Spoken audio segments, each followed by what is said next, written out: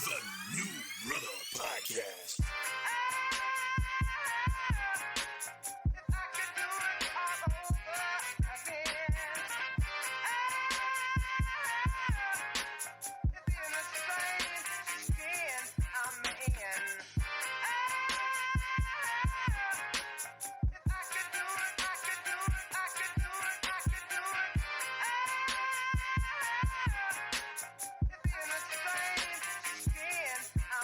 All right, everybody, welcome back.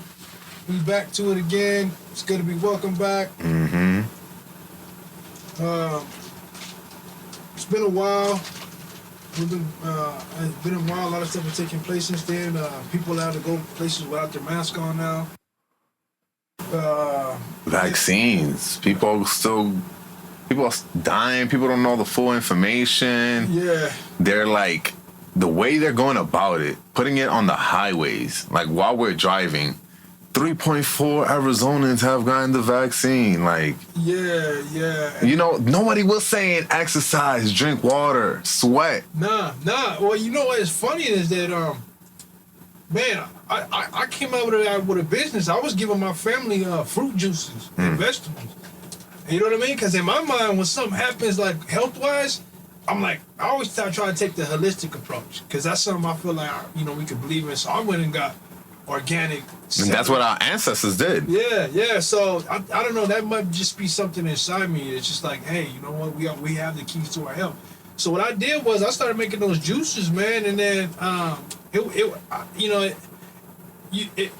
turned into a thing to where it was like, okay, I gotta make these juices to where my family would drink them. But I can't just put fruit, I gotta put vegetables too. So I started juicing cucumbers and juicing celery and beets and stuff like that. And then I started, mixing them to it. And then my family was like, hey, that's pretty good. Especially my brother and my dad. So I was like, we don't need no vaccine, it's the vaccine. Drink the smoothie right here, you be good. Exactly. And God be the glory. I still got all my peoples that we made it out of the pandemic or whatever. You still in it, but I guess we made it out of the. I just caught it like 3 weeks ago. Yeah. So my homegirl and I, she's like, yo, we're supposed to go to Vegas to like some skating event, but her car broke down on the way. So we're like, damn, what we gonna do? She's like, let's rent a car, but we're gonna use a car. Fuck Vegas, like. Because the skating was from like 11 at night to 5 in the morning. Is this like ice skating? Roller skating. But it just the timing, and she was like, I got friends in California, let's go out there. So I'm like, I bet. So we went to the airport, got a rental car. And this was your lady? No, not my lady, homegirl. Oh, okay, I got it. So we zipped out to LA. We're in a minivan. She had like a bed, mats, we brought shit to get active out there, like kettlebell, our skates. So we in Venice, we meet up with her friend, and we're just skating up and down, like from Venice to Santa Monica, enjoying ourselves. We were at the beach the whole day. I started getting like chills, like at the beach, and I'm like, I haven't been wearing a shirt all day. Okay, like I'm by the beach, you know what I mean? We're by the beach.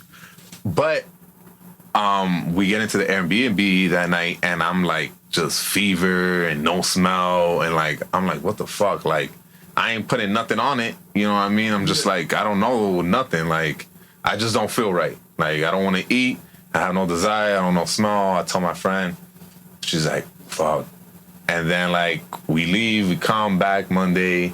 I get 2 negative tests. I quarantine, whatever, lock up, and like it was great. It was fun. It was just like sucked not doing jujitsu.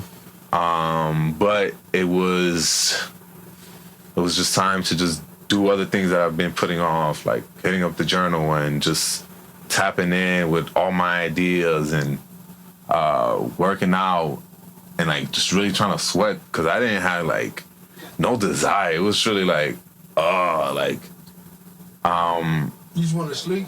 Yeah, I just wanted, the first couple of days I wanted to sleep, and I had muscle pain. And then, like, I told my family, and the ones in Dominican Republic, and they gave me a shit ton of recipes. They were like, yo, drink this tea, do this. So I'm like, hold up. Why don't we just do like a little trial? Let me do this for a week, and no, do this, do that, do this, do that. So I'm like, fuck, I won't know what cured me. So what am I gonna tell people? Like, yeah, my relatives in DR cured me. They just sent me some shit. So yeah, just a bunch of teas, and you know. Did you lose any weight? I did. All right, so I was supposed to do a competition, right, in Vegas, jiu-jitsu. And my weight was supposed to be 215, 217, like the super heavy. After I came back and I could train, I was 200 pounds. And the tournament was in 4 days. Dang, so did you have to change weight classes, or what? They didn't let me. Oh, wow. They gave those too late, the deadline. I'm like, yo, but I ain't know where I was. Like, I may have known my weight. I could have checked my weight, but I was like hoping, yo, maybe I could do this tournament. You know what I mean? Like, whatever. And you ever think about like just taking a bunch of creatine and trying to see if you can get water weight? But it's like, but see, the thing with jiu-jitsu is, yeah, you get that water weight, but you sweat it all out. And then you get fucking tired. You know what I mean? So it's like, I gotta be comfortable. I gotta have the muscle. I gotta have the movement. And I didn't have the movement for like 2 weeks. You know what I mean? It was just like, fuck, so much not in my cards, but. Yeah, and then your muscles, they didn't know what to think too. They forgot who they were. Like, you probably lost a lot of muscle memory in that time too. I get it, man. So after, how long did it take you to get out of it? I want to say like a week and a half. Okay. I started seeing like better signs, and then I got another test, and it was like negative, and then I trained like right after that, and I got 2 rounds in, and I was kind of like I was there, I was potent, but I wasn't attacking. I was really like just defending. It was a new gym tool. But like I don't even feel like I got my taste fully yet. It feels very right now as we speak. Yeah. Man, yeah. At one point I thought I had caught it too, man. Because I had went to Dallas. My boss had sent us out to Dallas to do like it was like a Dave Ramsey thing. And you know, for everybody knows, I'm not a Republican like at all. You know what I mean? Like I'm not a Democrat either though. So I went over there, and you know, if you know Dave Ramsey, he's like a high, you know, evangelical, you know, type of vibe. You know what I mean? It's like real evangelical, real religious. You know, as far as Christianity, you know, he kind of puts that in the mix. But it's like it's usually from a standpoint of power. You know what I mean? Like, so anyway. I went in there with an open mind because they spent a lot of money to send us over there. So, man, and it was probably, I don't know, maybe 3,000 people there. And I just noticed, like, there was, like, probably, like, 5 melanated people in the whole joint. I was one of them. So, the first day they took us there to the Dallas Cowboy Stadium, and it was cool. But I just kind of felt like they were intentionally trying to, like, well, they call them super spreaders. You know what I'm saying? And I guess that's like, I don't know, like a Republicans' way of like, let's all get it so that we get immune to it type of deal, from my understanding. Okay. So I don't know if this was like a low-key super spreader, but we got in there and we all in this like dome, and it's not even open. Like they don't even got the top open on this thing, and I'm just real humid. I don't think they had any ventilation. I'm just we're sweating in there like it's a swamp. I mean, it was a fun experience, but I'm just like kind of feeling like this is at the AT&T Center. Yeah. So, you were like, "Where's Jerry? Whatever his name is." Yeah, exactly. Jerry. It was Jerry Johnson, or I forget. The owner, yeah. The owner, yeah. So anyway, we're in there, and it was a cool little experience. But like, so when I came back, I was feeling some type of way because I was like, I feel like right here in the sides of my mouth, like the sides of my tongue, I wasn't like able to taste like. Like I put it on a battery. Like you ever put your... Oh, you know yeah. So I was kind of feeling like that, and I don't want to like hug my friend. Like my girl got mad because I don't want to kiss him when I got back. I was like, I don't know, man. She's like, was you wearing the mask? And I was like, no. You know, like nobody was. So, so I was like, it was one of those peer pressure things where you're like, well, ain't nobody else doing it. I guess it's good. Right. Oh, we good out here. But then I Right. was like, then when I got home and I got around my people, then I kind of thought like maybe that was kind of foolish or whatever. But anyway, like, yeah, I kind of stayed to myself for a couple of days and realized like, okay, I was good, but and I always tell people I have a superhuman immune system. You know what I mean? When it comes to I probably get I was sick. fucking pissed, man. I was pissed. Yeah, but anyway, that situation, it was weird, man. Just being there, I was going through like different emotions being out there in Dallas. I was like, man, this is an opportunity because those tickets, like, I mean, I think my boss probably spent like 10 G's to send us out there. And this is just on some like personal development, like, I want you to grow. You know what I mean? That's how he invested in us. So anyway, I wanted to make the best out of it. You know what I mean? Even though I was kind of feeling, here's the thing. On one end, I'm feeling like, Joe, this is an opportunity that most brothers ain't ever going to get. On the other hand, I'm feeling like, but do they really want us here? So Right. That was the struggle the whole time I was there. I was like, man, I'm feeling good because I'm here, but then I'm kind of not because the way, you know what I mean? The vibes. Yeah. You know what I mean? Yeah. Vibes don't lie. So I'm kind of getting those vibes like, what's he doing here? Like, Right. I mean, I could be wrong, but I trust my instincts. Yeah. You know what I mean? And my vibes.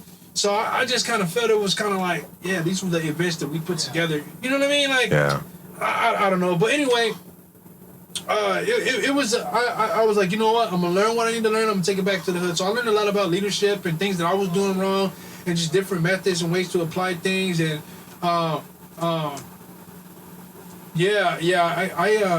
just, even different ways to get rid of people without getting rid of them. You create tasks that you know that they're not going to fulfill. And then they eliminate themselves. So, that was an experience right there in itself. I didn't really get to go out and experience any of the nightlife or anything because it was pretty much business, and then we were in a hotel most of the time. I mean, like I said, it was what it was. I feel like there's a lot of glass skyscrapers in that city, Dallas. Yeah, it was crazy, man. It had like this big orb, and it looked like this big ball. I forget what it's called, but it looks like Corona. And I was like, yo, that's the mother. That's the great Corona right there.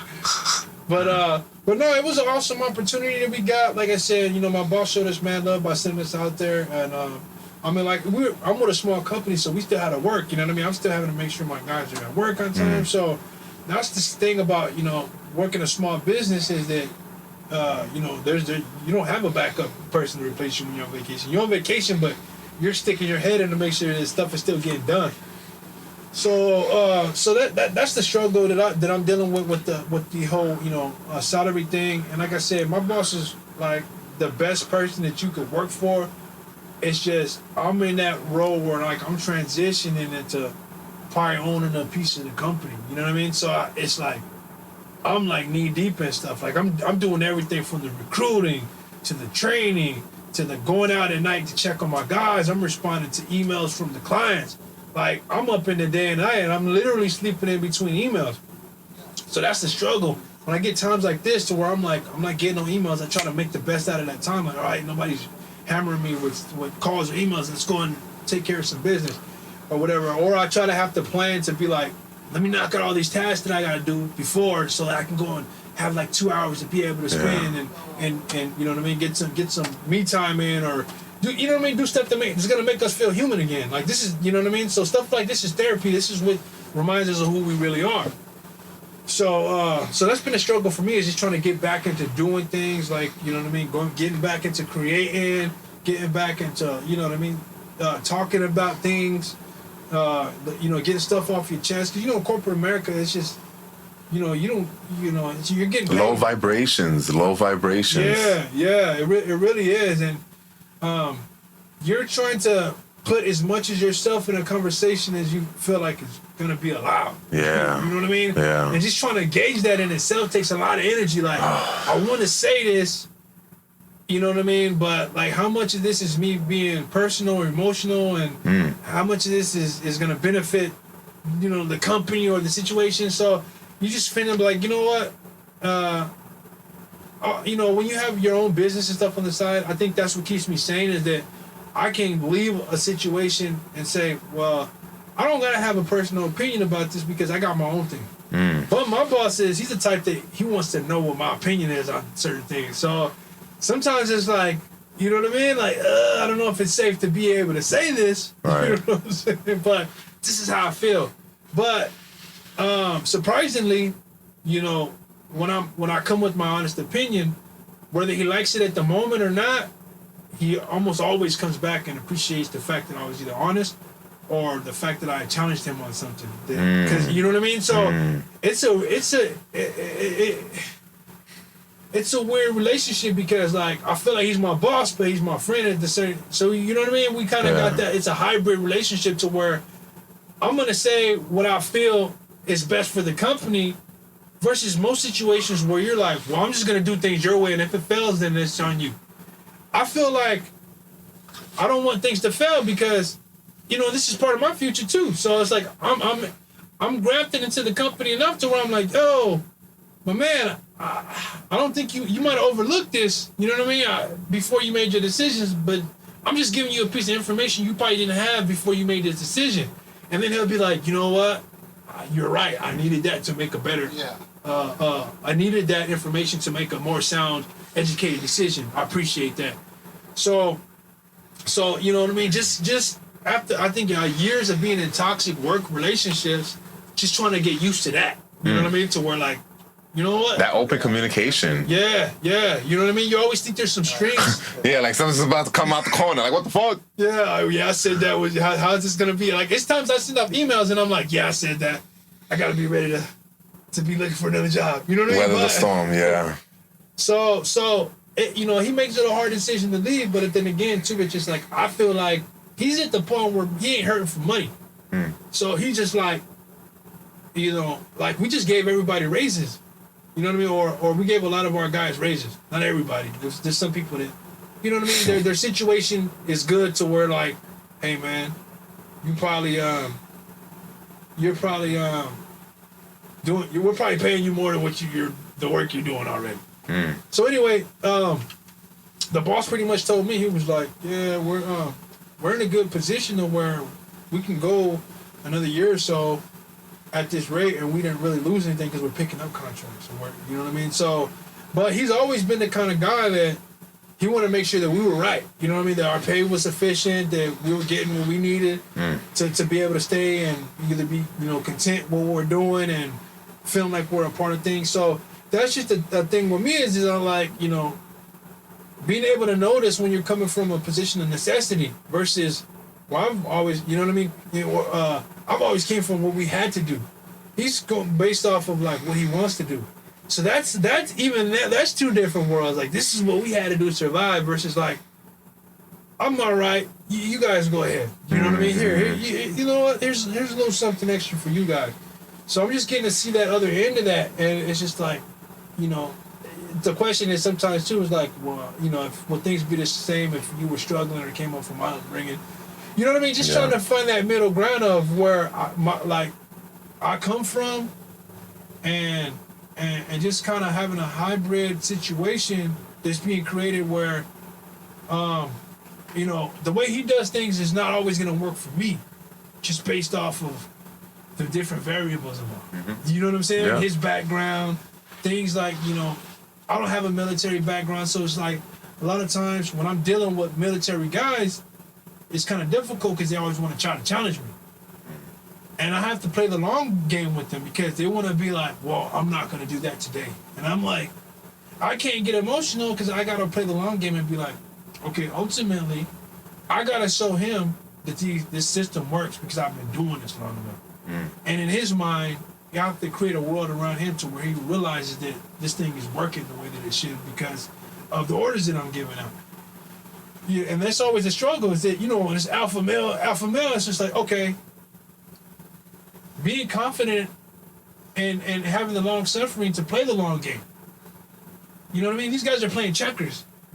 But my boss is always reminding me that you don't have to be intimidated by them. You have all of the power and all of the, you have all of the resources. Why are you worried about it? And I'm like, you know, because I feel like things have to get handled in a expedient fashion. And if they're not being handled as fast as I think they should be, then I I panic about stuff, and I'm like, yo, you know what I mean? I start pushing people like. But those are your expectations you have for yourself. Right. But it's like, why are you doing that? Is your boss maybe putting that pressure on you, or you're just like, I gotta be good, I gotta be great, I gotta like, you know what I mean? I gotta be quick, diligent, like. Yeah. Because you could ease up. You could take some time between emails, like that in itself gives people, what would he do? Like I've been talking to him, like like the guard over there, you know what I mean? It was just a little ownership, a little initiative. Yeah, I think that's a struggle because ultimately, you know, he'll give me a task and he's not giving me like a time frame. And if he does, it'll be a sufficient one. Like, hey, get this to me by the end of the week. But the nature of the business is that I'm living in between emails and between storms. Anything can happen. Like one day I lost 3 guys. And in a company of like 15, 16 guys, you know what I mean? You're thinking that's a 40 hours for each guy. So, you know what I mean? 80 hours, 120 hours or whatever that I'm losing that I got to figure out how to plug. And a lot of times I got to work on myself and I got to put my guys in overtime. And so it's just these little storms that are just like, and they're quick and it's just, they're challenging. Like all of a sudden I'm like, all right, hey, you know what? I hurt myself. I'm not coming into work. I quit. You know what I mean? So now I'm like, okay, who could have prepared for that? Nobody. So here I am like, all right, gentlemen, we're in the trenches again. You know, we're getting 1 to no days off a week. There's guys that are stepping up and they're working like 7 days a week and everything like that. So I'm like, I appreciate these guys. I gotta be able to gauge to when they need some time off. And that's the thing that I try to do is that I never like, I do what I have to do to give my guys their days off. Like if they request time, I want to say I have a pretty good 85, 95% like, yeah, go ahead, take the time off, rate. Because I know that's what keeps them there. That's what keeps people is when they realize they need some time off, they don't have that anxiety of asking for it. But sometimes that puts me out there working 40 hours in the field. But in order to retain guys and maintain that relationship, which is more important, I'll go out there and do that. Because sometimes I got to remember the times that they've taken those L's for me and been like, all right, you know what I mean? So it's just it's a take and give relationship, and I think that's where a lot of the respect comes. Is I've managed to maintain a good like 75% of my guys within the last year, but we have those personal and sometimes you just like how much, you know what I mean? Sometimes is it too personal where I'm like I don't want to get rid of this guy because I like him, or you know it's personal, not business. Yeah, but our business model is a real humanistic.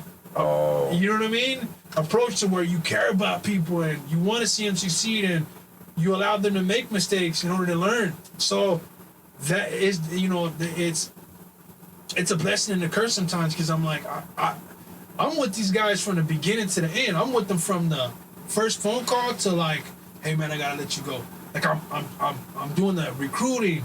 I'm out there in the field with them, training with them, working with them. You know what I mean? Taking care of them, like, hey, I need a day off, I'm filling posts for them. They're working for me. To the end to where it's like, you know, the relationship then got tarnished because they got comfortable or something, or, you know, maybe my expectations were too high, whatever it is. And now it's like I had to let go of one of my boys, man, and it hurt because I was like, man, I got to let go of this guy. Honestly, I feel like he probably lasted longer than he'd had at any other job. And I was just moving things around him to try to keep him there.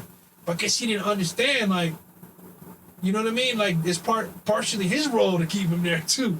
So, you know what I mean? He was putting most of that responsibility on me. And I was like, bro, like, I'm telling you time and time again. So, finally, the time came when I had to let him go, man. And I told him, I was like, man, if it means anything to you, bro, I tried everything I could to keep you here, and I kept you on as long as I could. And he was like, all right, he walked away, and then he got in his car and he drove. When he was leaving, he got off and he dapped me up and shook my hand. Because I guess he thought about it too. He was like, you know what? Like, I don't even know. But that quickly, though? Yeah, because I think he probably thought about it, was like, man, like, I wouldn't have lasted this long anywhere else. So, yeah. So he probably thought, like, if it was up to me, I would have probably got fired already somewhere else. Right. So, and it's crazy because most of the guys I got rid of, I'm still on speaking terms with them. Because I kind of have a way of helping them understand that, bro, like, firing you probably hurt me more than it hurt you. You probably just went to the got another job the next week and was back on it. Like, I was trying to figure out how much of that, like, did I fail you? You know what I'm saying? Like, dang, did I do all I could to get him to comply, right? You know what I mean? So I struggle with that, you know? But like I said, most of the guys I've gotten rid of, like, I'm still friends on Instagram, you know what I mean? Still like they follow it, they still like mine. You know what I mean? It's like no love lost. So I think, you know what I mean, that humanistic approach probably is better in the long run, because ultimately they feel like when they probably get into another situation and they realize that people don't care like we did, you know what I mean? They have that contrast. So that's the struggle, is you trying to figure out, I feel like a cyborg, like I'm part corporate machine, but then I'm still human too, to where I'm like a guy, he did a no call, no show, but I understand in his personal life, but he was going through some like domestic situation. And I've been there. And I was ready, like, man, this dude is done. And then I like looked up, and then he did leave a call saying, like, I'm not feeling good. I don't know if I'm going to be able to make it. So then I was able to go back and say, you know what, maybe, okay, maybe he deserves another chance. And I know this kid, at his best, he's freaking top notch. Like, he showed me.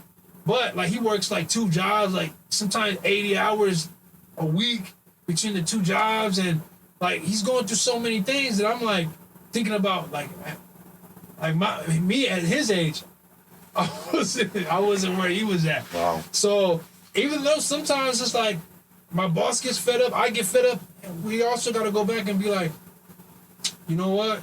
This man at his best, you know what I mean? That's what I'm still looking at him as, and we just got to help him muscle through these hard times. And I'm giving him resources, trying to figure out how. You know what I mean? You go see these people about, getting out of your lease and cutting that situation. So it's not only just about work, it's about what can I do for this man outside of, or a man or woman outside of work to be able to, you know what I mean, help them get back to their winning ways. So and these guys, and sometimes it's a struggle, because I've created this environment to where these guys will call me at 2 o'clock at night. And the downside to that is I don't get to sleep as much, and they should be calling their supervisor. The upside is that we have a relationship to where they're not hiding things from me. Right. It's like, hey, shit, I have a problem. Like, and they're trying to help, instead of them trying to like sweep it under and pretend like it didn't happen, or they're like looking for my tutelage, and I'm like, okay, I'm glad we have that relationship to where you come to me for things, but you should be coming to your supervisor. But that guy's probably not picking up the phone because he's trying to have a day off. Right. You know what I mean? So everybody doesn't have the same skin in the game. So, but those are just my struggles. That's what I've been learning. How's everything going with jiu-jitsu? I mean, it's slow right now. It's a lot of shifting and changing. I used to go to the 10 a.m. class, but I got this new apprenticeship, a trade job, and it's in the mornings. It's from 5, sometimes 2, but 5 to like 1. What kind of trade? Rebar. So I applied in February. I was still with Costco. I had a job to go to Hawaii and drive, so I was like, yo, bye Costco.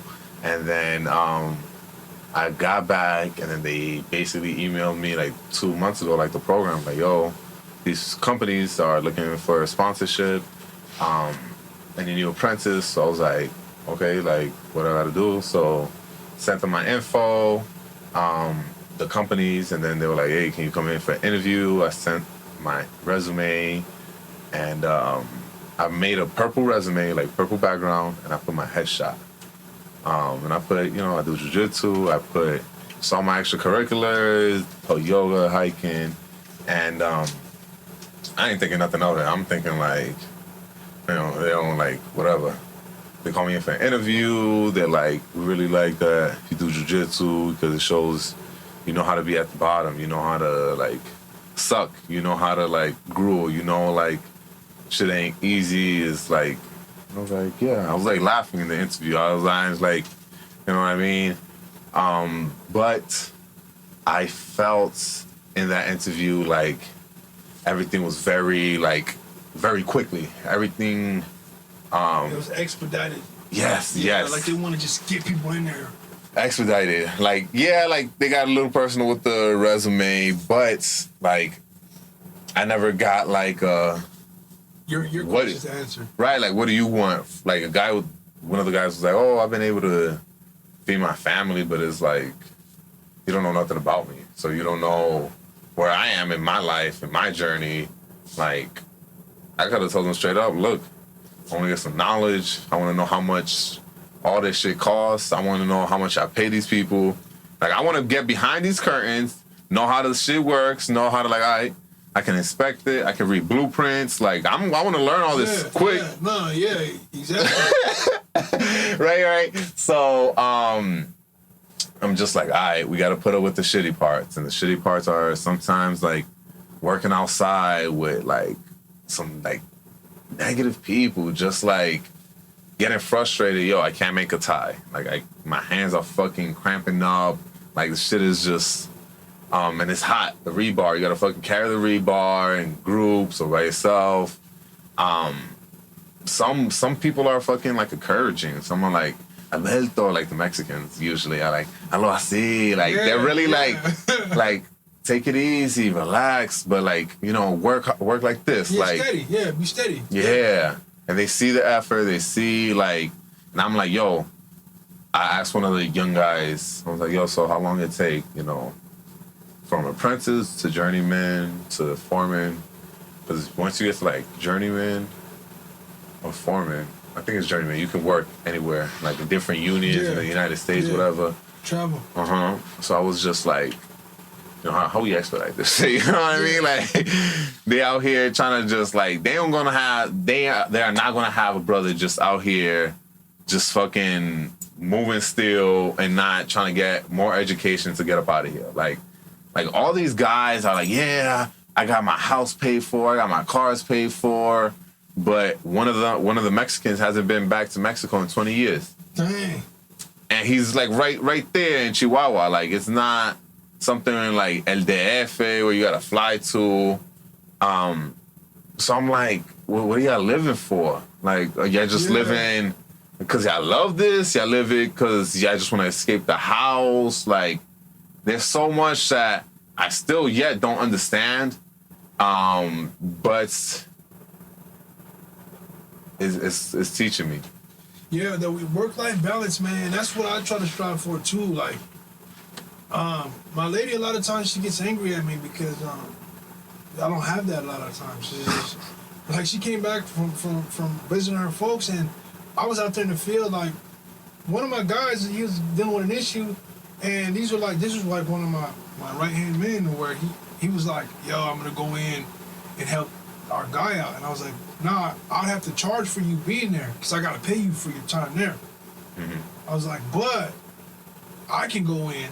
You know what I mean? And, like, this is a guy who works for me. But this is the kind of relationship I have where, like, my guys are ready to go out there and help his guy. And I'm like, nah, I'm on salary. I'll go and help the guy. You stay off, get your day off. You know what I mean? And sometimes it's like, you know what I mean? But that's the kind of relationship I try to have with my guys. So, you know, a lot of my respect comes from the fact that they know I'll get out there and I'll grind. And like, if I tell you something, I'm going to get out there and I'm going to show you the example. And I'm like, you don't want to see me out there in the field too much because then I start getting extra. And then I start expecting that from y'all. Yeah. So a lot of times it's like, hey, don't have me out there side by side with y'all because you know what I mean? Yeah. Like, I'm always looking for ways to expound and do things, you know, more effectively, more efficiently, and, you know, so anyway, you know, that's the struggle. But yeah, the work-life balance, man, is like I said, when my guys, like, this weekend we got 4th of July.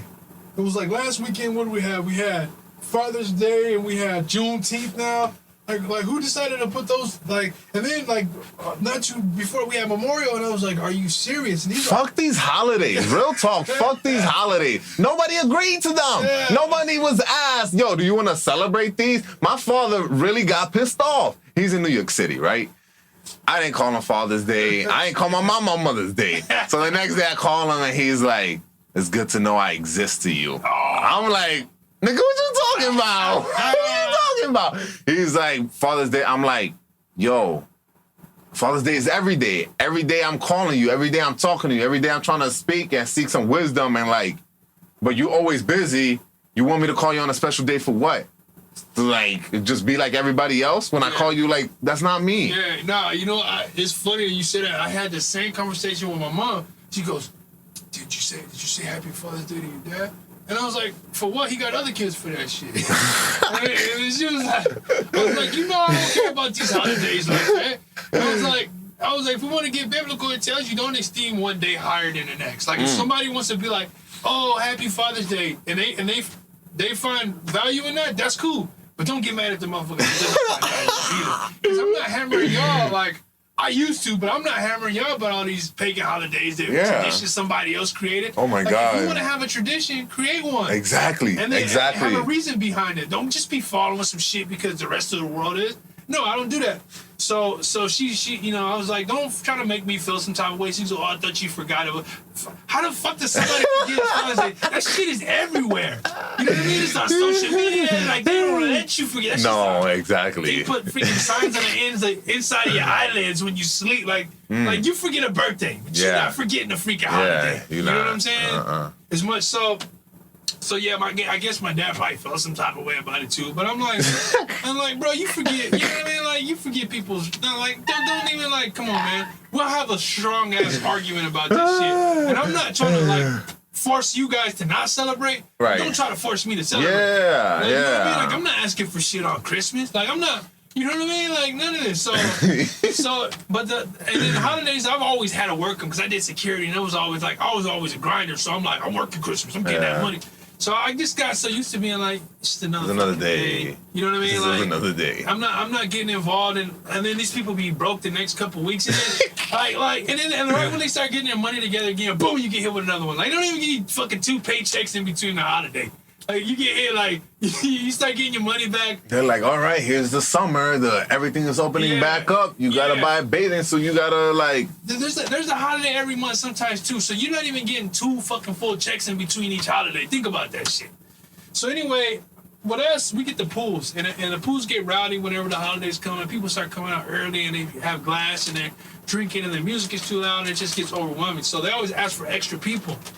And when you're in a company that like has we only work at nights, so I don't have people to rotate that are like, oh, can you stay extra 8 hours? I don't have first shift and second shift guys. So I gotta call guys and be like, hey bro, can you? And they're like, no, or they don't pick up. So I gotta go in, and now when I'm short staffed and they're asking for more people, I just gotta be like, yo bro, can you come in and do like a 12 or maybe a 16? You know what I mean? Yeah. And luckily I have guys that are like that, but then I can see their performance suffering. Like they'll show up, then I can't be mad at them whenever they're like they messed up because they're not thinking right. Because my boss even tells me like I can tell the difference when you've been working out in the field and then you try to come and do some corporate shit, and I'll be like sending out emails and shit that went out, and I'm just like pulling them out like, oh shit. I try to Google how to unsend an email. Wow. Like, you know what I mean? It's just like on a corporate level, that's like some scary shit. Like I still get anxiety every time I gotta hit send, and I'm just like, oh, I just gotta go out sometime, all right. And then I'm like, you know what I mean? Or I'll copy and paste something that shouldn't have been, and I'm like, God. Well, that's what kind of mistakes I make when I'm working nights, and then I turn around and gotta get up at 8. Yeah. After I done got out at 4, and then I'm trying to be like, you know what I mean? Yeah, you gotta find that balance. Yeah, so what's your plan? Like, how you gonna... Because it seems like you're gonna get more invested into it. Yeah. I mean, ultimately, when we start picking up more contracts, I'm gonna hire a field supervisor so that he can handle my guards. I mean, I'm gonna still be involved with him, but I gotta because right now I'm dealing with the client, I'm dealing with the guards, I'm dealing with my boss, and I'm in the middle. Yeah, I'm in the middle of everybody trying to make all of these people happy. Yeah. And usually, what makes one happy is not gonna make the other. Like it's the what do you call it? The diametrically, whatever is right for you is diametrically opposed to what's right for because the guards want to be able to be comfortable. Yeah. And then, you know what I mean? They don't want to be pressed too hard, but my boss is like, nah, they need to be able to, and the client's like, well, they're not doing this. And I'm like, okay, you know what I mean? Just trying to seek that balance is like, it's a pain. So my goal is, I mean, ultimately I'm going to be more invested, but at the same time, I have more people to help too.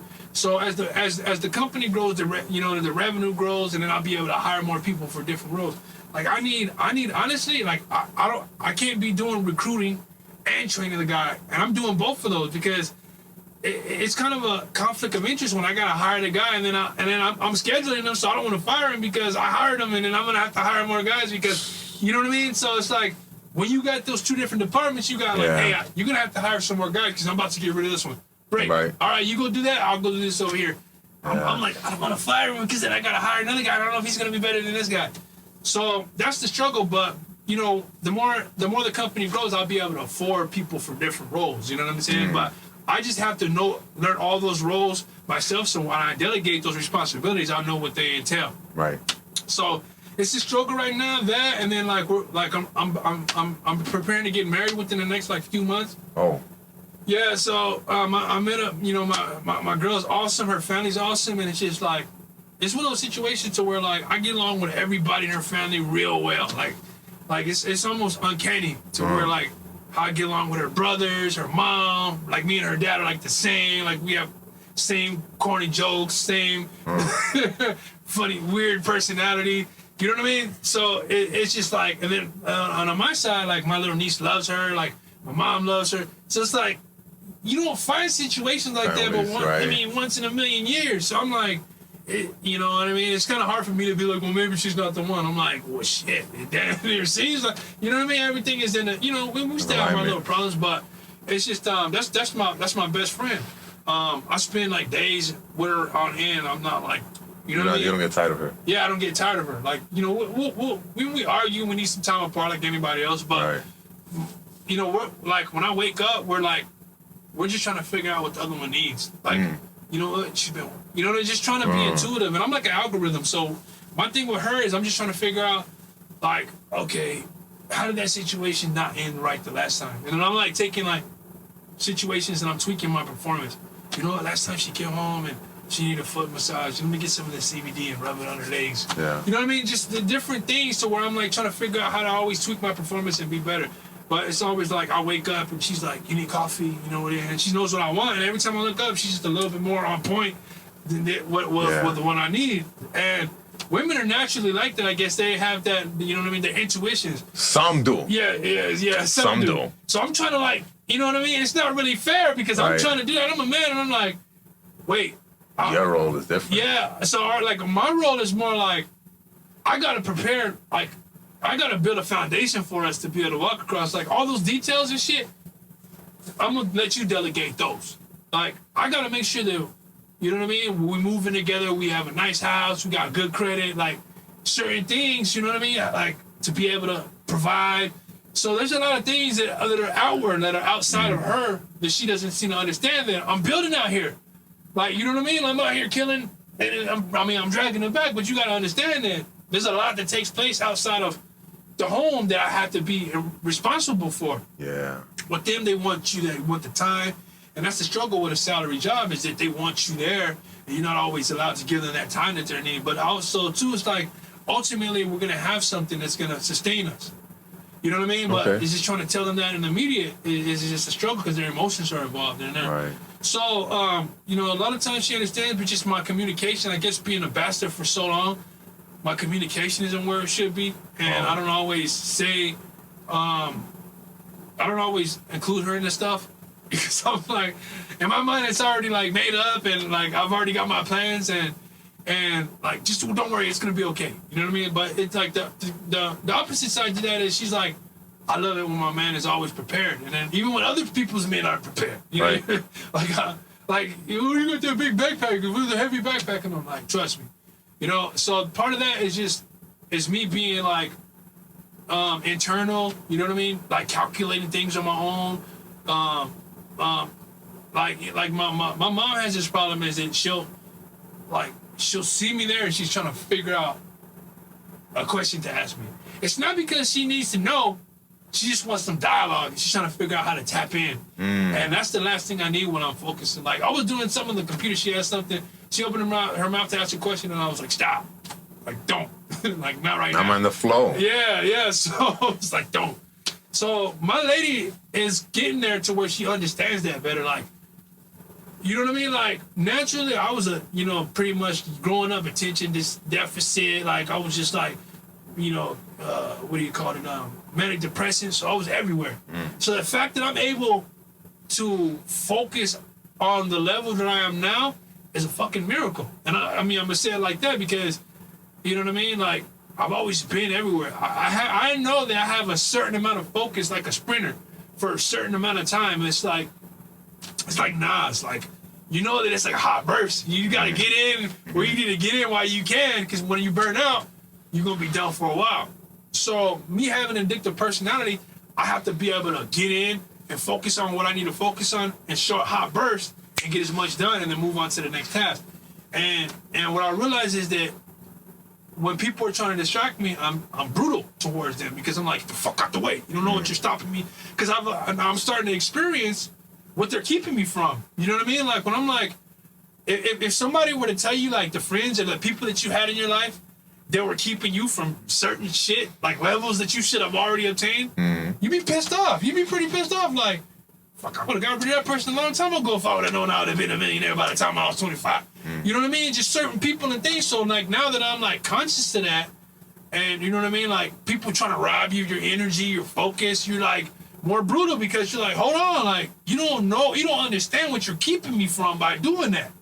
You know what I mean? Like, you're being a distract, and so that's the struggle that I do with my girl, is that she's fighting to get that time from me that I'm spending fighting wars, and it's like that's like you're over there swinging a sword, hacking in the middle of a war, and then your girl's like in a revealing outfit, like, hey, look at this over here. You're like, I don't need to look at that right now. Like, I need to slaughter these cats and then make some room to be able to chill, and then we can have that time. So I think, you know, when they see you highly focused on something, they feel like that's theirs. You know what I mean?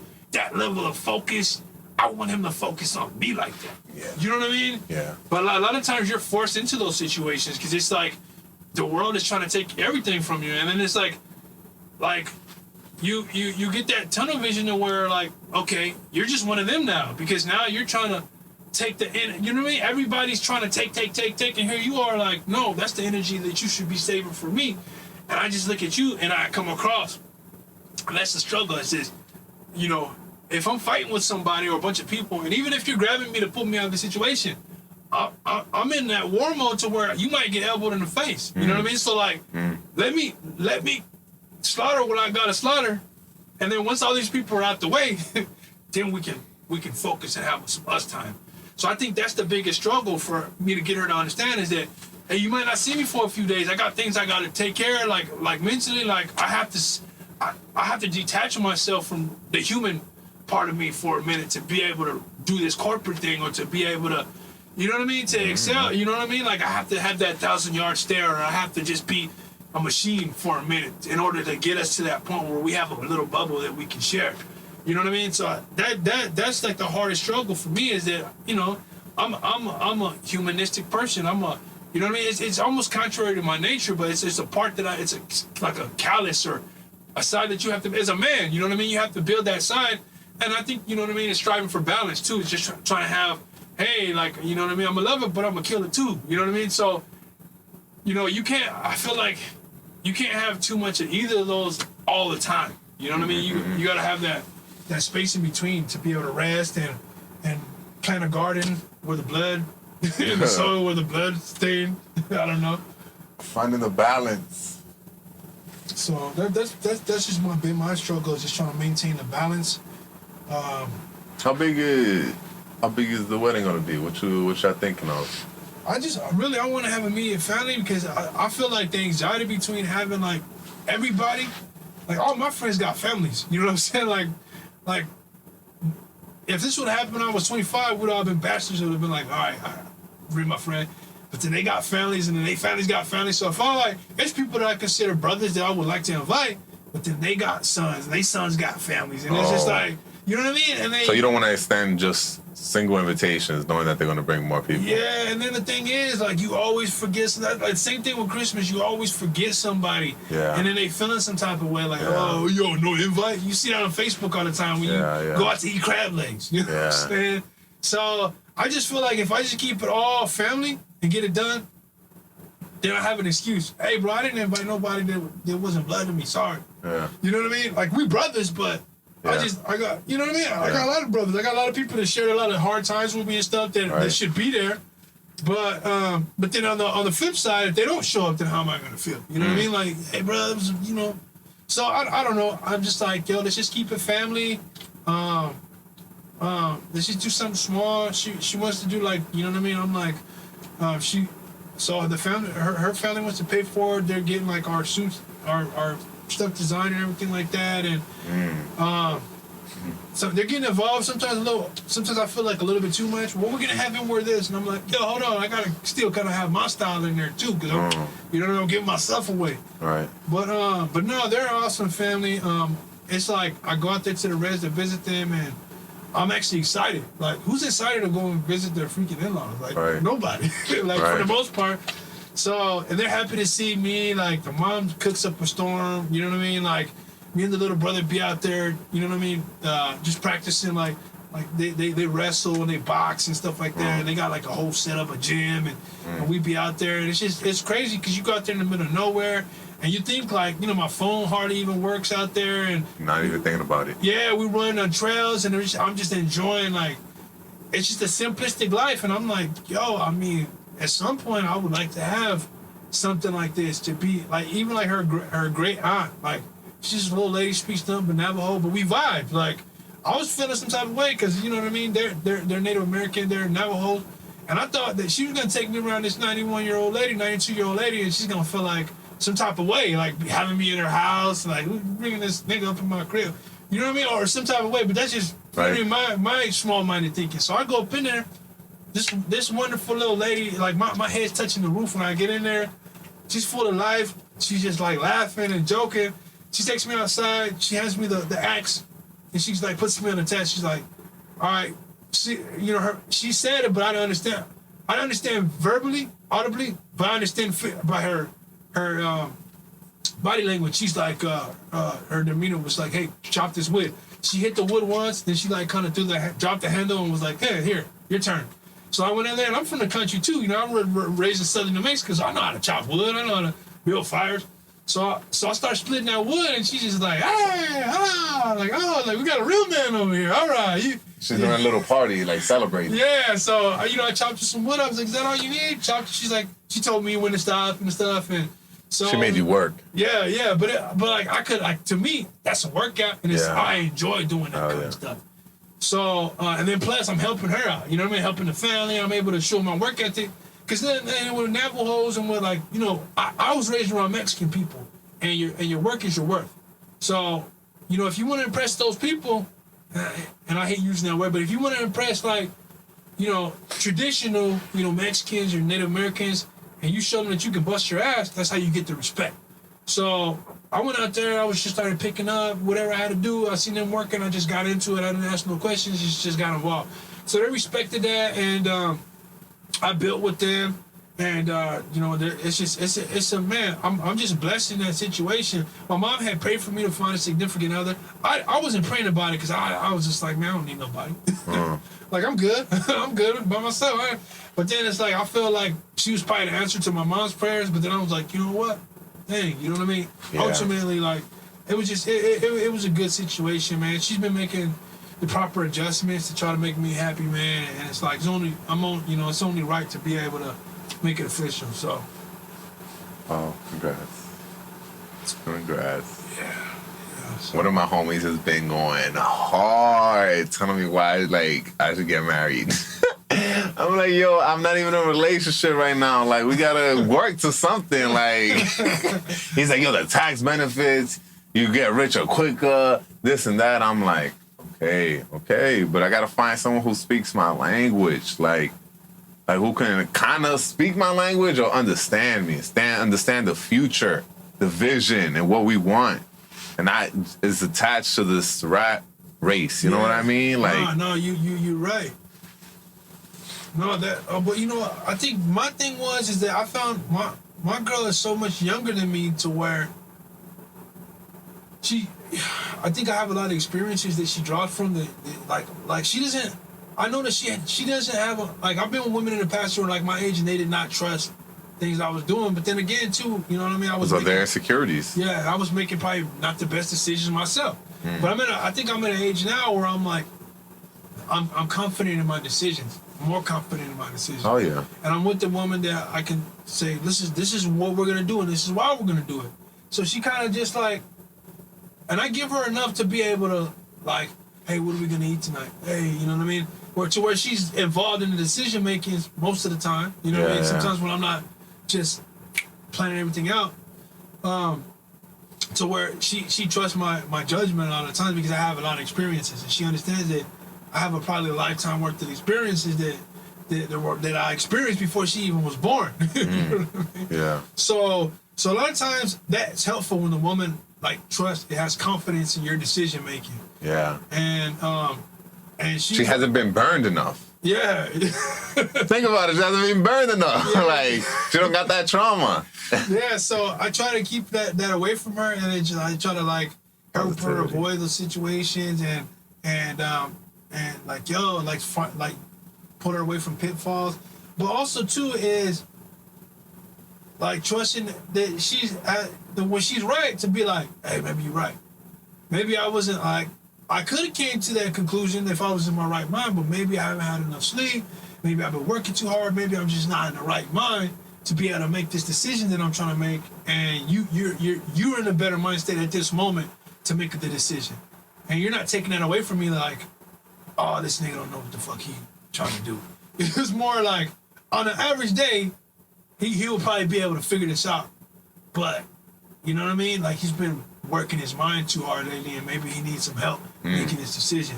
So that's the thing, because most of the time you're thinking like, you don't want to take that. You don't want your woman to ever lose confidence in your decision making, but you know what I mean. Sometimes you're just not in the mood, in the proper mind state to make a decent decision. You know what I mean? You've been working so hard, and your mind's not. You need to take a nap or you need a rest. You know what I mean? So I'll take over from here. I'll figure out what we're gonna eat and such and such. So I think that's what it is the marathon. It's just been like, hey, babe, I've been trying my hardest. I've been working. Now it's time to pass the baton. I need to be able to get rest. And then, based on the things that I've taught you and that your own experiences, you're able to continue to go on. And then I'll meet you on down the road when I've renewed my energy. And then that's how things are supposed to work. So I think I'm just getting to the, she's just very smart, very intelligent. She's real. She got old school values, and she's like, she's gonna be. I think she's gonna be 26 at the end of this year, and like it's just for her age and not being ratchet like most of the. And I'm sorry to say this, but most 25-year-olds right now are just ratchet and they don't know how to cook nothing. Like all they eat is Cheetos, and now all they know how to do is eat Cheetos and make selfies and shit. So she's got old school values where she can cook, she can clean. She's like, but you know what I mean. She can get out there and work too. So they did a great job of raising her. She, like I said, she stands behind her man. She has those kind of values to where she's not afraid to be like, nah, you're wrong. But also too, you know what I mean? She understands that, she stands by me and when she knows that I'm like confident about certain decisions, So, but she challenges me enough to be able to make me think things. And I'm like, you know what? Maybe you know what? Maybe you might be right. You might be wrong, but I'm gonna give you enough to say maybe you might be right this time. So she's just been helping me with my dialogue, just helping me, you know what I mean, just on certain things like staying closer to God and certain things that, my belief systems that I grew up with that have sustained me. She kind of keeps me centered and knows when I want to like do everything on my own strength and stuff like that, and so yeah, I think she came along at a time when she was well needed, and I just love her. I love being around her.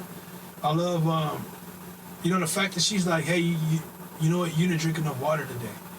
Like how could another person even like is so in tune with you and your I don't know I don't know how you would say your physicality, like I can tell by kissing you didn't drink enough water today, your lips is dry.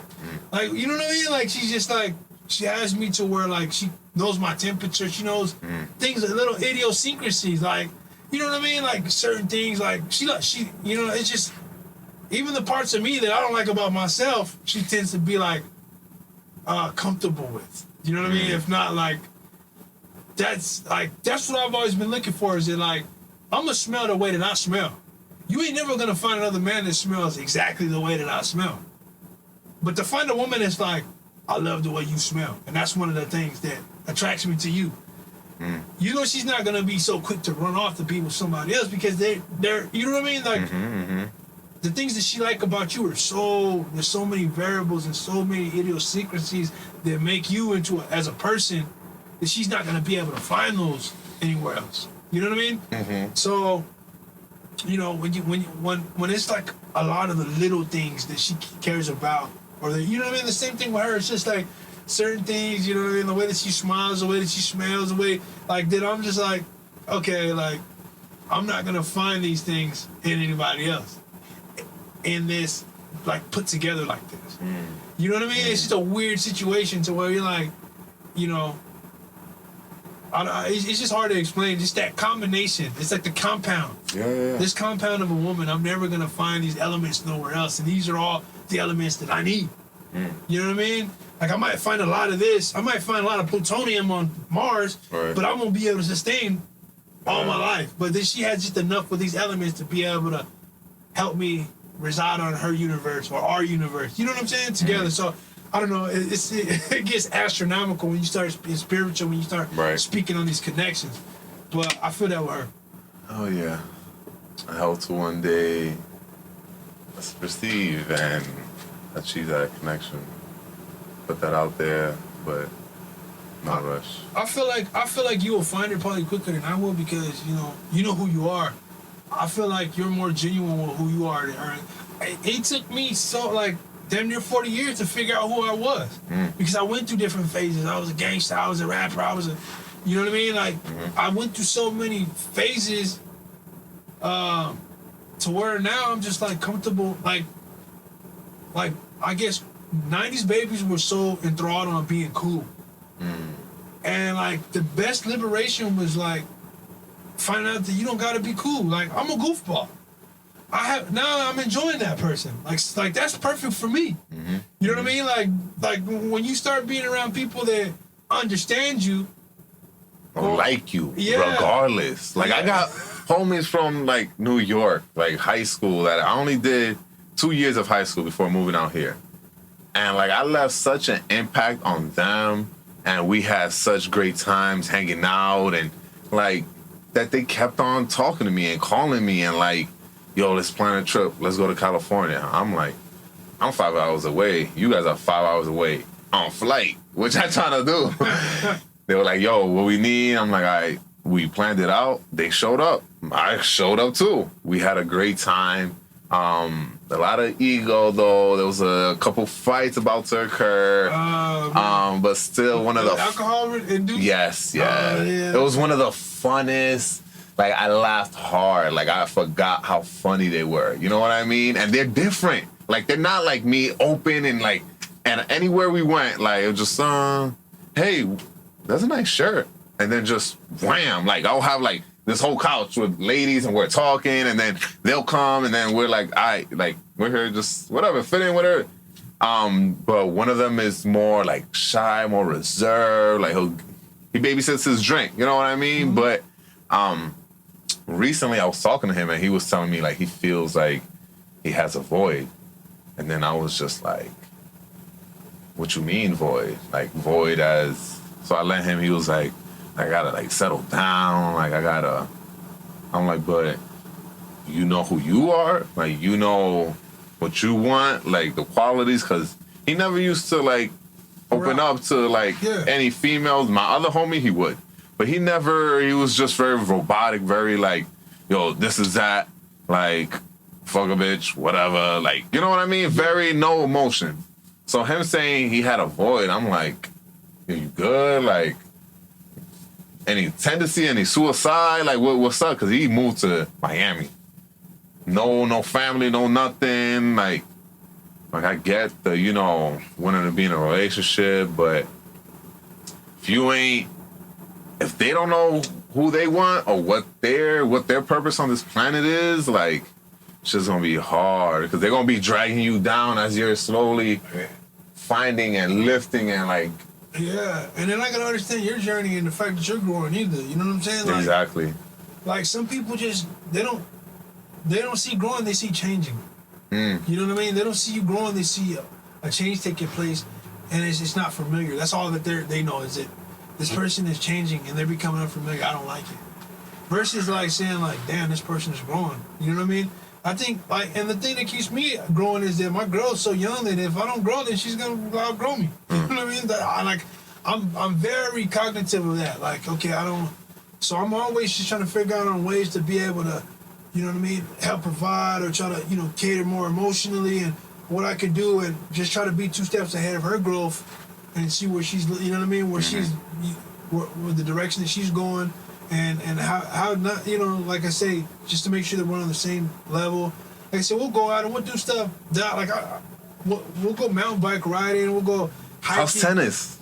Tennis, we haven't done it in a while. It's just work because I lost a couple of guys and that's why I've been in the field a lot. So I've been sleeping a lot. She's been picking up a lot of 6 days. So when we do it, and it's hot right now too. It's hot. So I went up. I've been doing a lot of skating though. I'm working on my ollie and stuff like that, skateboarding and stuff like that. So I like that because it's something I can do. I always got to keep my cardio because I mean, as a black man that's about to hit his 40s, I feel like cardio. You got to keep that up, man, because that's heart disease and stuff like that is prevalent, and we're not if we're not eating right. So I'm very cognitive of that situation too. So and then also too. A lot of the stuff that I'm, you know what I mean? My teenage years, I did a lot of mature shit to where I didn't even get to do a lot of kid shit. Like, I was doing, like, grown folk shit, like drinking and partying, when I should have been freaking enjoying life and playing sports. And so I didn't do all of that growing up. Okay. Now I'm at this point, I'm like, well, shit, like, why can't I learn how to skateboard? You know what I mean? Why? People make fun of me because I roller skate. I'm like... This shit is fun. This shit is we dancing. Like, people are like, the more I show up, the better I get. People recognize me. People are seeing me try. They're giving me respect. They're like, yo, like I was trying to learn how to skate backwards, right? And I was trying to figure out by myself. I was watching, but everybody is in a different zone. Everybody does something different to their body. Yeah. So I got to find what works for my body. So I'm like, can't get started. This referee lady, white lady, comes up. She's trying to teach me. It's like all black skating. I'm like, skirt. I don't need no help. I'm going to figure this out. My friend comes over. She gives me some tips. But like what really stood out, like I had like 8 teachers in less than 5 minutes. But 2 guys, an older guy, like an old timer, and then a big black guy. Yeah, he's been doing it since the 70s. You know what I mean? And the black brother was like, yo, all you got to do is put your knees together, your feet like a V, and just rock on the outside of your skates. And you'll start getting the momentum, and then you can start working. And I was like, okay. So he held my hands. He was like, all right, go ahead. He's like, what? Like, you out here, like, any sport, like football, you get a little aggressive. But, like, like to hold you, to touch you and be like, all right, go ahead and teach you, right? Boom. And then the old timer was like, yeah, he'll have that by next week. The next day, I was like in the morning just practicing in the park. Just like getting it. Like I have my music going. I'm like, yeah, motherfucker, I got this shit. No, that's what's up, nah, because I was feeling the same way too. I was at the park and I took a couple of mean spills, man, scraped myself up pretty good. But there was so many like this. But I realized that I was just, the dude had me dropping in the bowls, like where you got the lip of it and then you just drop in. Oh. That's some scary shit if you don't know. Like, I'm pretty sure everybody knows. Dropping in the bowl, like, and then here's the thing. I didn't think about, but this dude had me dropping in the bowls, but I didn't even know how to stand up on the fucking board straight. I'm used to being on a longboard. Wow. For anybody that don't know, a longboard is more steady, it's heavier, it's not meant for doing tricks, it's just meant for just riding. You know what I mean? It's stable. A skateboard is lighter, so it can pop up. It's like, that shit is squirrel. It goes on quick. So this dude is teaching me how to drop into the freaking bowl. I took a board that I had, and I was like, hey. And first of all, he's like, that board is too small for you. First of all, he's like, try mine. He's like, come on, drop in the ball. And I'm like, he's like, you can do it? I'm like, yeah, okay. He's like, just stomp down. And I'm like, you mean like put my face first? Like, what are you talking about, bro? So I'm like, and I done failed a couple of times. I'm like pulling shit, like freaking hamstrings. And then the thing about skating is like, it doesn't matter how hard you bust your ass, it's just about you getting up. Right. So it's like, it's not about the spill, it's about you gonna man up and try that shit again. or you gotta Right, you gotta assess. And yeah. So I'm taking these falls, and I'm like, I'm watching these kids like getting up from shit they shouldn't, and I'm like, you know what? That's why I'm here, to learn tenacity. So I get up, boom, and then when I got done, I got a couple in where I landed them, and I'm like, and I'm walking away, I'm like, this dude freaking had me hyped up to do dropping the bowls. When I don't even know basic shit. Like, I don't know how to do an ollie. I don't know how to freaking stay on the board. Right. He's already got me doing advanced shit just because he had that belief in me. And it was like so much, you can do it. Like, I believed in myself. You know what I'm saying? Like, you know what I mean? This dude pretty much had me going off of a mini cliff. Like, you can do it, you can do it. Right. So then I'm like, okay, so then I started doing a little more. Then I started realizing that, okay, the way I was planting my foot was a little bit wrong. I was planting it straight when it should have been sideways. Then I was over there the other day, and I kind of forgot how to do it a little bit, so I was trying to do it. And the guy at the park was like, no, you got to put your feet straight by side by side. You can't have it pointed. You're not going to land right. You're not going to give yourself, you know what I mean? I was like, damn it. So then he goes, okay, this is what you got to do. This is how I was taught. Hey, look, there's a quarter. And he leaned and poof, and dropped it. And I was like, shit. And then I just was like,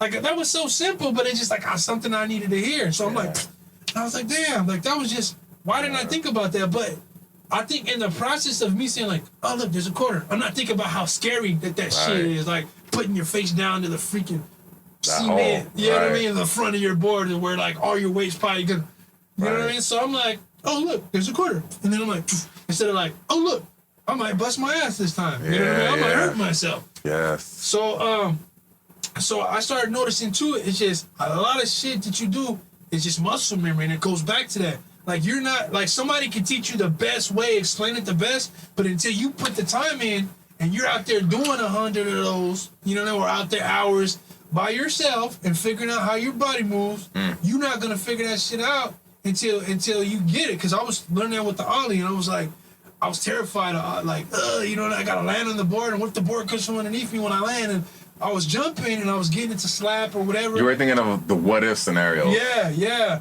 And then now, even to this day, I notice when I don't think about it, they come out better. Like, because at first I was, like, stationary. I bought these little rubbers that go on the wheels to keep your board from sliding. They're called, like, trainers. And everybody's looking at me. Like, I'm at the skate park, so they're kind of like, this fool got trainers on the skate park. You should do that shit at home, right? I'm like, all right, whatever. But anyway, I'm like, I'm not giving a fuck, because I'm out there with my cooler. I'm like giving cold waters to people, like just trying to build with the skating community. It's usually like skaters are rebels, and they're like, fuck out of my way, you know? I'm out here on my own. Like, skating is not a team sport. There's a lot of times the attitude you get. Yeah. So I'm trying to build with these people, and I'm like noticing that they're like kind of vibing with me just a little bit. Like, hey man, you need some water? Yeah, I appreciate it, bro.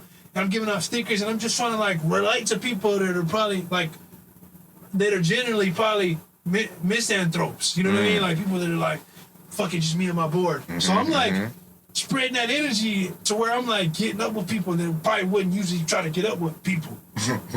So it's just a weird thing, because I'm like trying to be, I'm like, and I'm humble about, hey, I'm just starting this shit, I want to learn. Hey, I'm just asking random people, hey, what do I need to do? What am I doing wrong? And they're giving me a little information. And then anytime you ask somebody about something that they know about, you're gonna open them up a little bit. You know what I mean? Like, oh yeah, what you need to do is plant your foot, or you need to land, or you need to, you know what I mean? Your weight, you gotta be straight, you know what I mean? From your shoulders down to your, or you gotta bend your knees. They're giving me these little intricacies. So they're giving me this little stuff, and like I said, now I'm like to the point now where I'm able to, you know what I mean, get the board to pop while it's rolling. At first I was terrified to do that shit. I'm like, how do you do it when it's rolling though? That's the scary part. So I'm not quite there where I'm getting my board, the back to slap like it needs to, but I'm getting it off of the ground. You know what I'm saying? I'm getting like the front off the ground, but I'm noticing I've made like, you know what I mean? Like I made improvements in the fact that I'm able to do it while it's rolling, the fact that I'm able to like ride on the two wheels a little bit longer. You know what I mean? I'm able to come up the little ramps and then spin around, and instead of having to bail out on my board, like, you know what I mean? So it's a lot of little stuff, that little wins that I'm knowing that, like little small wins that show me that I'm making progress. And I'm like, okay, that's what it's about. It's just developing that muscle memory to where, like, you seen these guys do some ridiculous moves, it's because they're just not even thinking. It's in their muscles already. Like, they know that when they jump up, the board is going to feel it, is going to land a certain way. They're not looking at the board. You know, it's a lot of shit. So I'm like, I'm getting there, and I'm like, you know what I mean? So, and then now, like, I got these kids that are hitting me up about, you know what I mean? Like, like I had like 2 or 3 kids hit me up. Hey, I just want to go and drop off a board to somebody earlier. This kid was like, he hit me up. He was like, hey, you got an extra board, man? I cracked mine. And I was like, I had one more left that I designed. And I was waiting. I was supposed to give it to somebody else, but like this kid was like, I have an immediate need for a board. And he's like one of the freaking go-hards. Like this kid is probably at the house like going stir crazy without his board. You know what I mean? So I'm like, as hard as he goes and the tricks that he does, he showed me that he's serious and he needed that board. So I ran over there to the west side. I took some time out and I just pulled up on him. Hey, you know, homie, here's the board. And he was like, oh man, he was like so excited about it. Like it took him like 10 minutes to get all his hardware on there. He's like ready to go. So to me, like just being able to like, they're like, it's they're reciprocating. I might give them t-shirts or boards, but they're out there teaching me how to do stuff, and they're teaching me how to be tenacious and like, you know what I mean, how to bust your ass and get up, and so it's I'm surrounding myself around people that have attributes that I want to acquire, and the thing that I want from them is that go hard, like bust your ass, get up, and just keep going, keep moving. And I'm noticing that that's starting to translate over into my business. Because I've taken so many losses with the business where I'm just like, man, like, how long am I going to keep doing this shit? Where I'm like, but then I get that one little win where I come up on a development that it's like, damn, ain't nobody doing this shit. And this shit actually came out the way that I expected it to.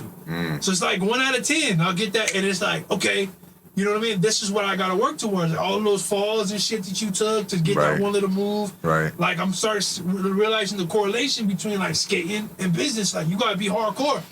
In order to get those moves in or do ridiculous shit that ain't nobody else done, you gotta take your shit. You gotta be willing to take losses that other people are not willing to take.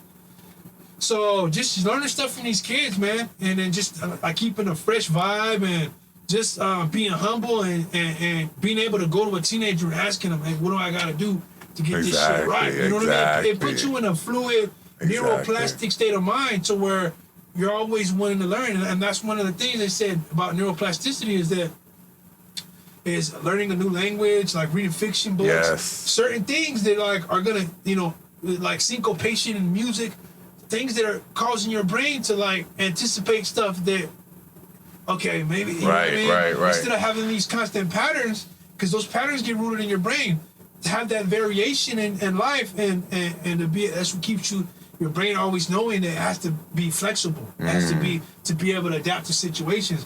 That's what's happening, and I hate to say this shit like about like the boomers. In their mind, shit's supposed to be a certain way.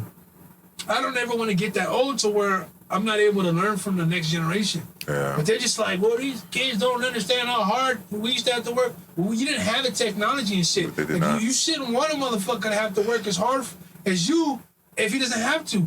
What you should want him to do is to be able to advance.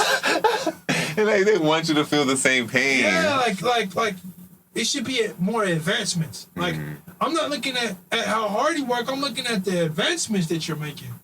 But that's what makes people jealous, is because people are advancing faster without the amount of hard work, and that's what they don't like. But I understand technology and society enough to know that if I can tap into the speed of their advancements and apply my same work ethic that they don't have, these motherfuckers are not going to be able to rival my success. You know what I'm saying? Because they're used to the technology. But if I take stuff, like what do they say? Talent loses to hard. What is it? How does it go? Talent hard work beats talent when talent doesn't work hard. Yes. So all these kids have these technologies. As long as my coach said that yesterday. Yeah, so as long as my mind stays neuroplastic to where I can wrap my mind around these technologies and able to still keep wanting to learn, I can take my old work ethic and apply it to these new technologies and be able to get more done. The problem is, with like boomers, they don't want to learn the new shit because they've allowed their mind to get stagnant and they can't wrap their mind around what's going on. Do you know what I'm saying? Like, I know that I might not be able to learn things as fast as these kids, but if I hang around them enough, I'm going to pick up enough to where I'm going to be at least ahead of my generation. You know what I'm saying? Yes. And then at the same time, they're going to be willing to teach me, but there's also wisdom that I have that I can help them. You know what I mean? So you got to understand that it's a give and take relationship. So you know, I try not to take away the value from what these you know, the younger generation is learning, because oh, y'all little niggas got it easy. Back in the day, I didn't have social media, and I couldn't. Right. I had to look at an encyclopedia. I couldn't, and then Google was some old motherfucker. You know what I'm saying? So that's I think that's what keeps me young too. Is just being able to, be around people that are staying neuroplastic, people that are able to introduce new ideas to me, that challenge my beliefs, and stuff like that. So that's what Hustle Memory is all about. It's just being neuroplastic, being able to constantly build, being able to you know what I mean? Just like take the best out of everybody that you're with. Yeah. And just and not separate people just because you have disagreements or you don't agree or you don't line up with certain things. So all right. Powerful. All right, so somebody's expecting me pretty soon. You got anything you want to add on? I can always push it back a little bit. No. Drink water. Let's be active, be smart, know your body, be with your family, tap into that journal. Like really, before asking someone advice on your situation, which is maybe unique to just you. Like, they probably never, ever will ever experience what your experience. Just write it down. See how you feel. And see what comes of it. No, that's real talk. I stopped asking people advice. Like, I'm like... You know what? That's people don't want what I want. They stuck. That resonates with me because my boss is always telling me, keep a stubby pencil. And right there, he still uses pencils. And I'm just like, bro, don't nobody use pencils. No, everybody uses pencils. But I was like, who the fuck uses a pencil? You know what I mean? But he still uses pencils. And, like, it allows you to go back and erase things. And the number one, he's saving trees. Yeah. Being able to correct things. You know what I'm saying? But that's one of the things that he teaches is that usually what I do is I keep, like, I have a Note 5. I have a Note 8 phone. You know what I mean? My LG phone has a stylus. I keep styluses on my phone. Okay. So that's where I keep my notes at. And also I keep MP3s. So whenever I need to say something real quick, then I can always go back to my ideas. And then, because you know what's crazy is that when I'm out in the field, I'm out there doing work in the night. And I was like, I'll be pissed off because somebody called off and I got to do a shift. And I don't even realize it's a blessing in disguise because my best ideas come to me whenever I'm in the still of the night, when I'm doing patrols, I'm walking by myself, and the muscle memory, I'm grabbing doors and I'm doing you know what I mean? Yeah. Everything, the physical is just operating autonomously. But in my mind, all of these ideas are coming to me, like business opportunities, and I just feel so alive because I know, like, I feel like at that time I understand my true potential. You know what I'm saying? As a human, it's just, my capabilities come to life at night when I'm realizing that, you know what I mean? Like, I'm like figuring out like opportunities and businesses that I could set up and just like, boom, that's gonna, like, my mom could get paid from that. I could set this up, boom, that's my girl's business right here. Right. I could set this up, boom. Like, I'm starting to realize that there's, I don't just have a business in me, I have businesses. But I'm a starter. I need to be able to create something, put it in a package. Like, I create seedlings. Give it to somebody else, let them water, and they can grow it. But I have to, I'm realizing now with my business partner up north, we got a store up north. He's a great salesman. Me, not so much. But I have to put somebody in between me and my customer in order to push things out, because I like to give things away. You know what I'm saying? But in order to be profitable, I got to put something. But, you know what I mean? That was a development that I made by doing business with somebody else. Is like, but at the same time, he respects the fact that, he was telling somebody the other day, he's like, this dude is a conceptual genius. So I'm like, he gets it. You know what I mean? When you get people that understand you and you're like, like when he put it in those terms, it kind of made me understand who I was and what my role was. And then I could step back from the role of being a salesman because I realized that's what he is. Yeah. You know what I'm saying? So I'm like, whoa, okay, when you got the other pieces and they're working together, you could be happy being you and staying in your realm and being great at what you're great at, instead of hating on, oh, he a hustler because he out there selling, you know what I mean? Just because I can't sell like he sell, I'm mad about it. No, I'm the one that's creating the product. You know what I'm saying? So, no, you're right about that. I need to probably get back in more into revisiting my notes. You know what I mean? And Hey, I think if you revisiting your notes, you'll feel like, yo, I'm $1 billion man. Like these notebooks are like all these ideas, my emotions, like the vulnerability. Like my mom was like, yo, who's gonna read your journal? I'm like, it's not really intended for anyone. Like, if my kids find them or I leave them in a spot where they can go through them, fuck it. You know what I mean? Like, really see, like, you know, where I will, like, because time happens. People forget. Like, I still haven't gotten, like, you know, when did my dad have his first kiss? Who was it with? Like, when was the first time he saw a titty? You know what I mean? Like, I haven't gotten that. And it makes me feel like, shit, I want to be open enough and, like, free to just write about it and also talk about it with my kids. No, absolutely, man. Absolutely. Yeah, I was just thinking about that, too. Like, even with these are, like, therapy sessions right here, man. Just to be able to get stuff out and just be in an environment, you know, where it's like, you know, we know that our ideas are constantly evolving. I'm not gonna hold it against you about how you're feeling right now, because ultimately you're gonna evolve from that. You know what I'm saying? And all I can do is just facilitate that experience as much as I can help. You know what I mean? All right, let me make sure this young man has enough information to make the educated decisions. And then, you know, the same thing too with you. I expect, like, hey, you know what I mean? Put some stuff out there, because there's, you know, just being open-minded to be able to take and say, hey, you know what? I'm gonna figure this thing out sooner or later. But I just need. That's the thing that I took most out of Obama, was that he was, he would think about things before he said them. You know what I'm saying? He would a lot of times you got to figure out how you feel about something before you can speak on it. You know what I mean? Like, you got to really process it. Yeah, because we spew a lot of stuff, beliefs and stuff that we hear on social media. That is not ours. That was implanted into us. Exactly. So one thing that my boss says is, he says, well, I don't know how I feel about that, Shane. I don't know if I have a strong opinion on that. And that's liberating. You know what I'm saying? To be like, hey, you know what? Maybe this ain't even something that I didn't even need to put a lot of energy and focus on. Like, I don't even come across this issue enough to be able to, you know what I mean? But I think that's what social media does to us. We got to be involved in every argument. Like, we got to take a side. Like, I tell people, like, I'm not a Republican or a Democrat, you know what I mean? But, like, Republicans, they have a tendency to cater to, you know, my religious belief system. But Democrats tend to cater to my social justice system. You know what I mean? My beliefs. So it's hard for me to just side. You know what I mean?